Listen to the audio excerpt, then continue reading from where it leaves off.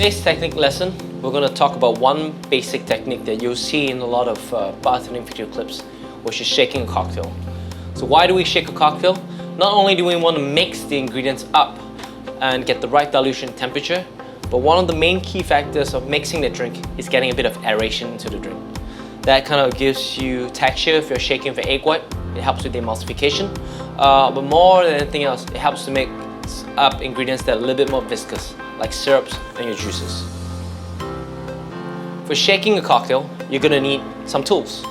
One, being the most important of all, your shaker tins. Now, you've seen a couple of different shaker tins. One would be like the one I'm using now, which we call a tin with a smaller piece of almost identical shaker. We call the cheetah tin, which we built everything into and fill it with ice with.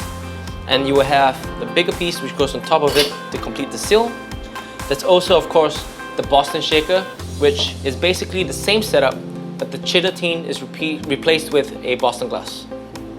Then there's another one which is more commonly seen in the Japanese bartending scene, which is the three-piece cobbler shaker, as we call it, that is made out of three pieces: a base, a cap, and a smaller cap on top to cover up the entire shaker. And the last but not least, we have the last shaker type, which is known as the Parisian Shaker. It's similar to a three-piece, but instead of having an additional cap on top, you have two pieces.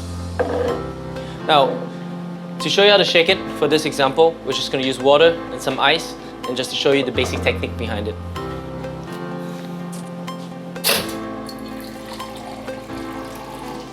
I'm going to fill up the shaker with some ice and water.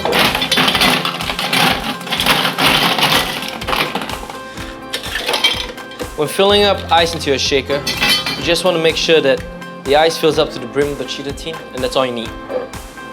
To create the seal, take the bigger tin, put it on top of the smaller tin, make sure that one side of the tin is having contact with the other tin, and just give it a tap on top to seal it. Now, the actual shaking technique is simple. You just want to go back and forth, and you want to wake the drink up by shaking it pretty quickly. I'm not showing this example.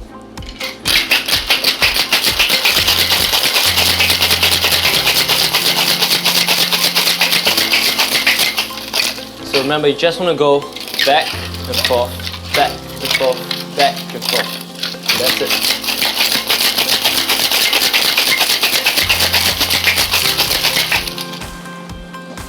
And when you're done, all you need to learn to do is open the shaker, squeeze the sides, pull out the top part. That's it. That's how you shake a cocktail.